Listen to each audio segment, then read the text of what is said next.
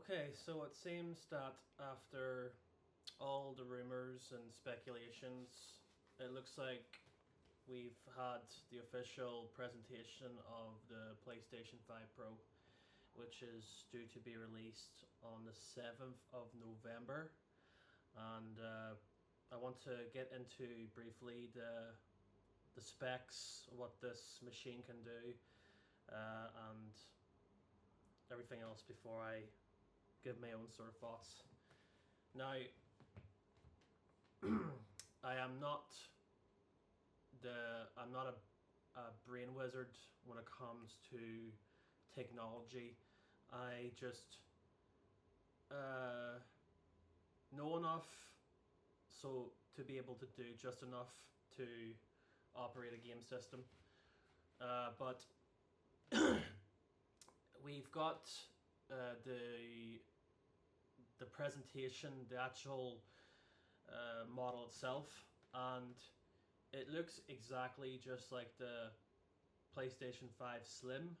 So I like how the each generation PlayStation seems to sort of still keep with the consistency of the theme design for a generation. Like, for example, this is the chunky PS5 here, digital, and we've seen the Slim a lot smaller, where you can actually take off the plates in fours. Right, this is just twos, and you can swap a disk drive. If you want to make it look slim, or you attach a disk drive to operate disk games. It looks exactly like that, except in the middle it has this sort of glossy, rigid rim design, and it's meant to be on height with this, but it looks like it will still take the console covers for the PS5 Slim, but just with that rim design in the middle, it brings back up the height of the original PS5. So I think that's actually pretty cool. Doesn't come with the disk drive. I'll get more into that soon. And it doesn't come with the vertical stand, which they've done the exact same thing with the PS5 Slim. This one, however, comes with a stand. It's like a hard plasticky black stand. But I watched the presentation video of the model, or what way it looks. Kind of expected, but now into what the machine itself can actually do, and what's different from the base PlayStation 5 model. So let's see here. I'll just read this here blog here. It's on the PlayStation website. Over the last 4 years, since the launch of PS5, which was fucking hard to get because of the pandemic and everything at the time, we've worked hard to continuously evolve the console experience and deliver the great games our players expect from us. Today, I'm incredibly proud to announce the next step in the evolution and welcome PlayStation 5 Pro to the PlayStation family, the most advanced and innovative console hardware to date so far. Okay, right, let's get into the meat of it. We've developed PS5 Pro with deeply engaged players and game creators in mind, as many have asked for a console that runs even higher fidelity graphics and smoother frame rates at 60 FPS. So that's Mark Kearney quoted that. I actually watched the YouTube presentation, so who was it? I don't know, development team or whatever you want to call them, asked for him. We need more graphics performance. Yeah, the PS5 Pro has been as came about on the grounds of his team asking him that we can push for higher graphics. Yeah, right. Yeah.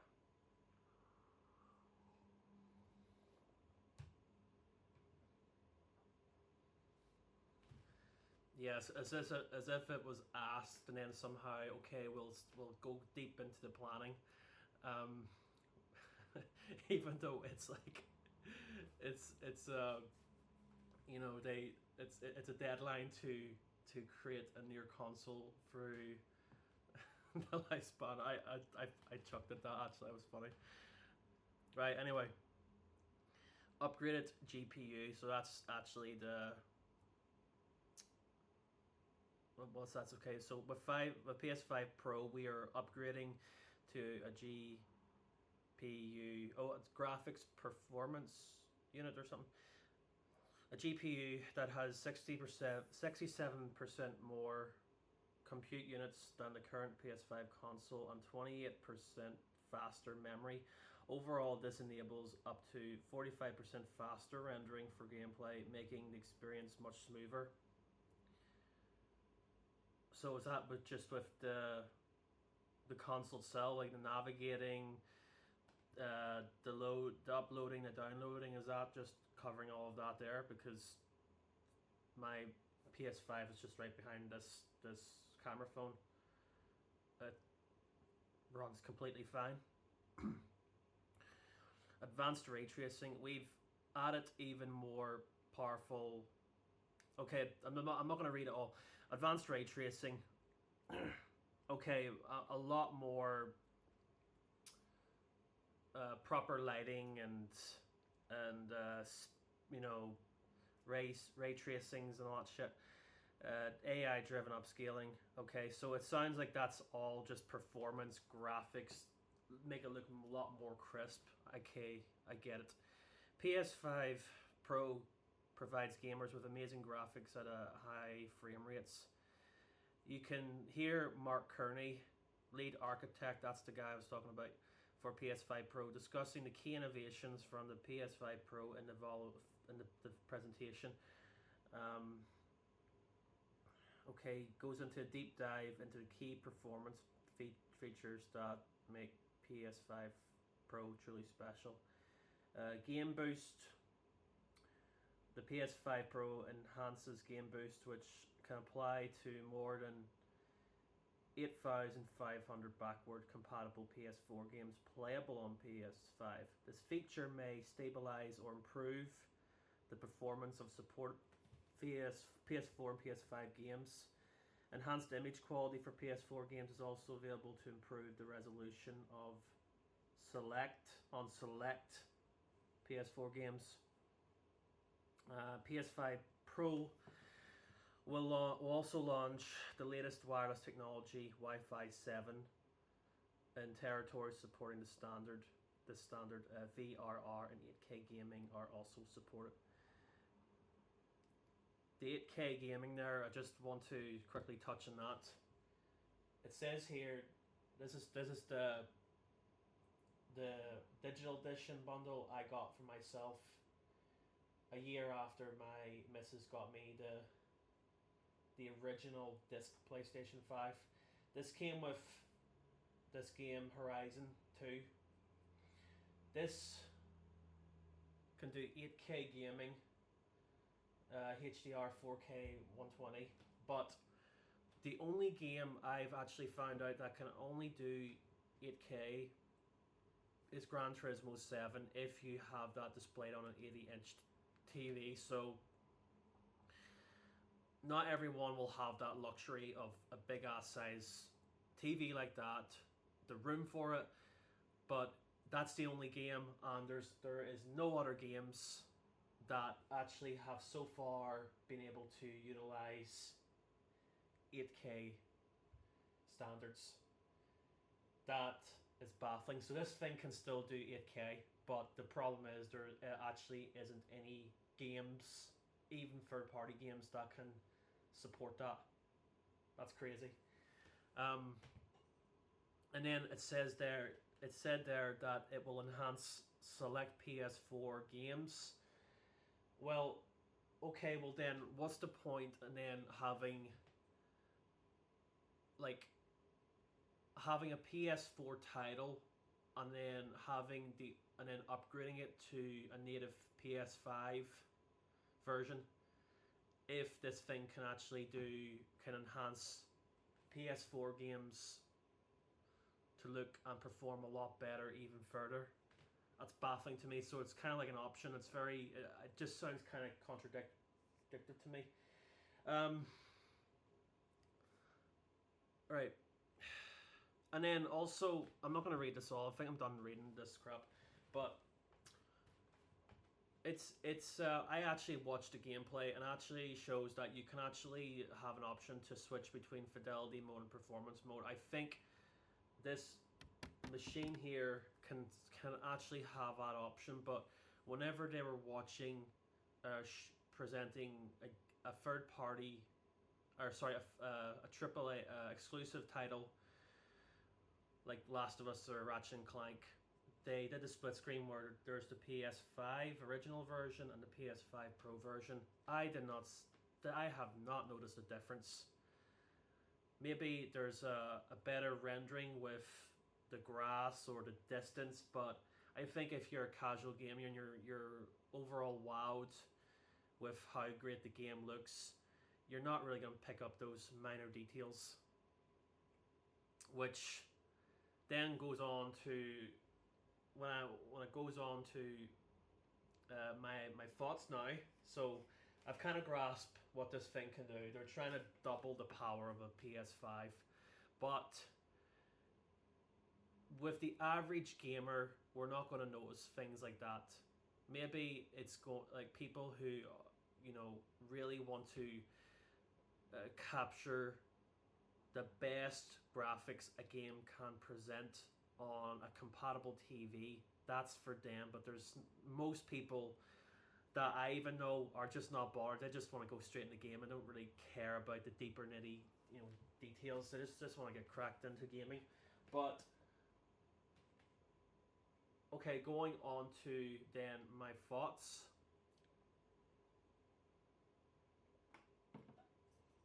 This isn't a system that isn't necessary to really get for a number of reasons.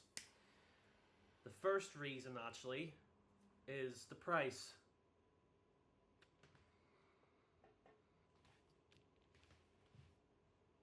For both US dollars and UK pound sterling, it's $700 and £700. That is double the price of the PS5 Slim Digital Edition I got, but I haven't opened it yet. I'm gonna keep that for another video once I get my big TV up here. But I'm not seeing too much of a major jump from the presentation to make me think, is it actually worth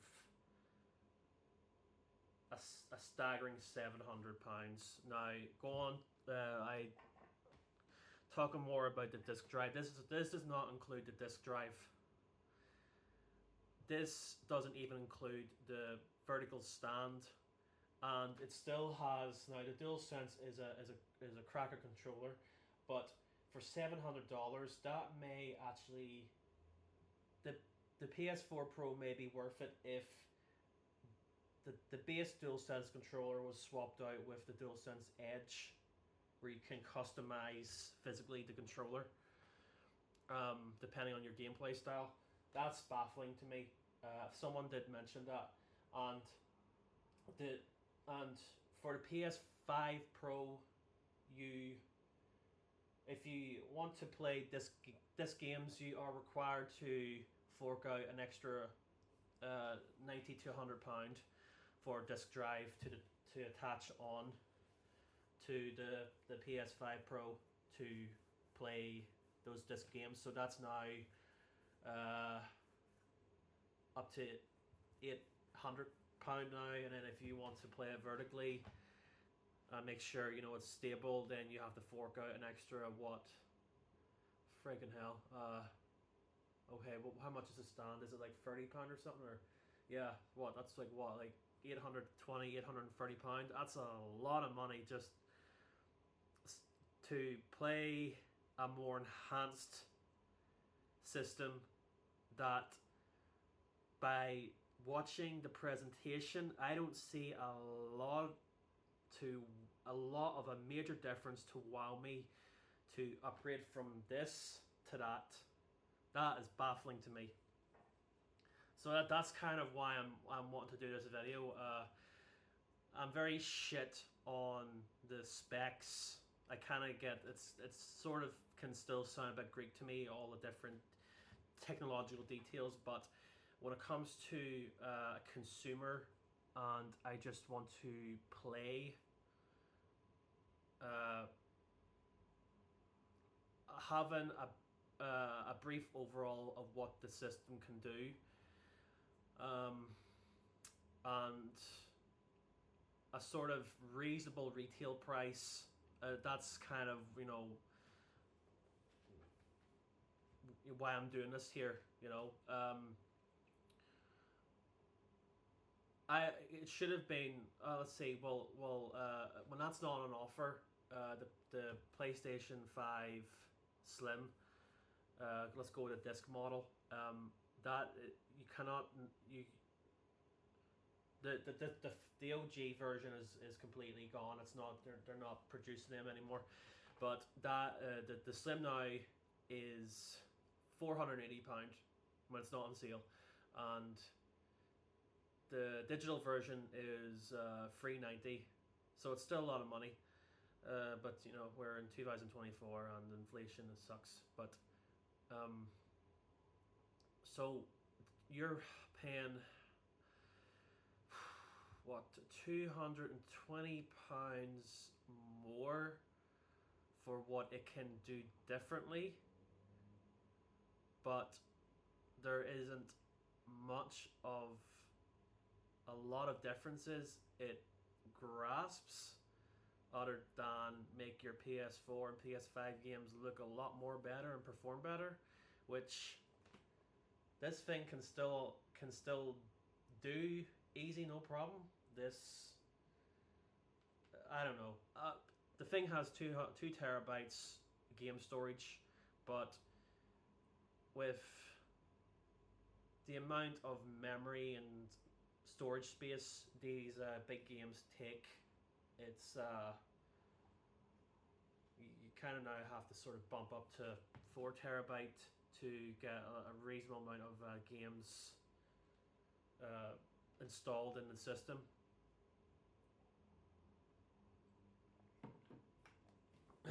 It's not something I would upgrade for. The only thing I would sort of say is now I've had this bad boy now for 10 years. Goodness, I mean, I remember November, it was around November 2014, which will be nearly 10 years this November. I got this bad boy for 300, I think it was £300, including Drive Club, which is no longer in the store, and I have the disc edition, which is very rare. And I also got an additional free download of the PS4 version of Last of Us Remastered. That was a cracking smashing deal, but for this thing to push and to improve the capabilities of what PS5 and PS4 games look like, I don't see a major difference. This thing can still do that.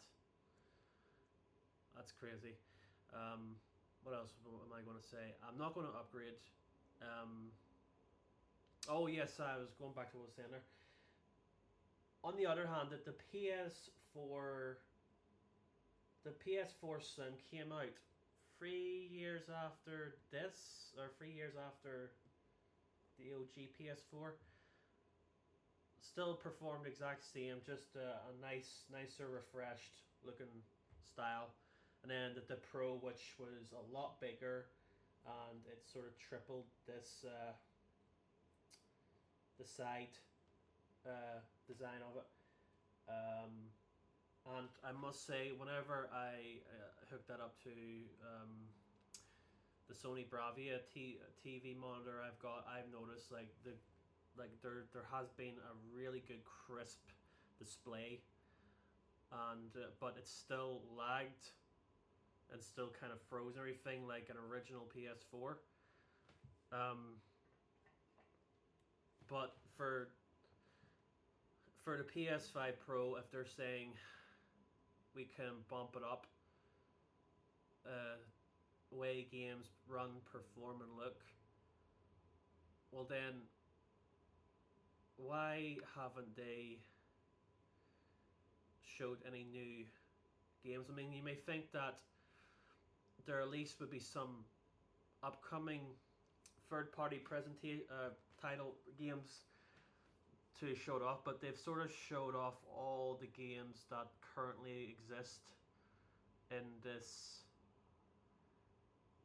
life cycle of the PS5, and those games also have PS4 versions as well. So it definitely is a console that is not targeted for everybody. It's targeted for an enthusiastic group of people who would fork it out anyway, fork out that amount of money for a games console on launch day, and there will be still people like that. But I'm thinking, like, where are you getting £700 from? You know, I'm on a good stable income. I'm feeling nip, but I'm comfortable. But goodness me, I don't think I would not fork out £700 for what I saw. Definitely not a mission.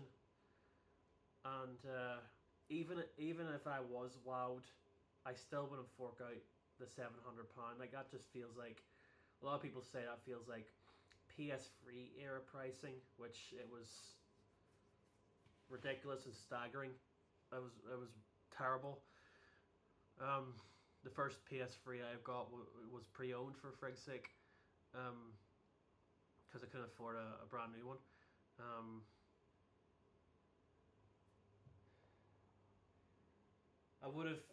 It would have been reasonable to have it marketed at £600, or at least an extra £100 from the standard PS5. But friggin' hell, keep in mind, with it not including the detachable disc drive, you have a normal DualSense controller instead of the DualSense Edge. Is it worth £700? Maybe if you threw some of those things in, it would be worth £700. But as I said numerous times now, no. I don't know. It sounds like a bit of a cash grab. It's not really something that a lot of people are overly wowed about. A lot of people are absolutely blown away. Not a lot of good feedback, and you know, that's understandable. Like, I think people are realizing now that, like, you know, you get what you pay for. But it seems that PlayStation are going through this in this generation. It seems that they're being a bit tight on their accessories. Now, I think they've bumped up the price a little bit for if you want to grab an extra controller. Your stand for the Slim and the Pro, you have to get that separately, pay that separately. There's not even a lot of games that can fully take on the full capabilities of the PS5 we still have right now. It's more or less we're flooded in third-party titles, but we're very limited with exclusive PlayStation Studio titles. Even though they've a lot of games they've produced so far are incredible looking, but we're sort of in this generation where PlayStation is a bit tight-arsed with hardware and accessories, but I must say they always present a good value storefront on digital games that you can get at a much more lower cost. That's pretty cool. I hear someone screaming. Just a bunch of silly girls. Yeah, so that's my thoughts. I'm not even going away. I've kind of made up my mind already. It's definitely not worth my investment. That PlayStation 5 up there is a Slim, and I actually bought that digitally because I just like the way. I love this thing too. I bought the OG PS5. I bought both both disc and digital versions because I love the style of them both. You can't swap them out. That's the reason why I got two of them. I only got one Slim because I actually bought the detachable disc drive so that I can swap it in and out and change the console cover colors. So I like how you can kind of mess about with it a little bit to your style. So that's pretty cool. So that's 3 PlayStations I will have for this current generation. The Pro, no, I'm out. I'm not even going to buy the PS Portal. It's kind of hit and miss. But there you go. That's my rant over. Are you going to pick up a PlayStation 5, or are you still picking up a PlayStation 5? My missus is still on the PS4. She her machine can still do 2 terabyte storage, and she's playing games that she doesn't have to upgrade for yet. So, but if GTA 6 comes out next year, she will think of upgrading to a PS5 if it's on offer with a bundle offer when that time comes. But for me, so far, I am happy with what I've got, and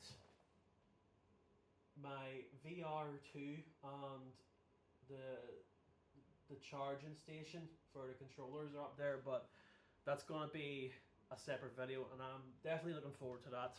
So I just need to bring the big TV up here and get everything hooked up, and I will do a separate video for the PS5 Slim and all the accessories and goodies up there for one video, and then another video for all that up there. So yep, thanks for watching, and I'll see you in a bit.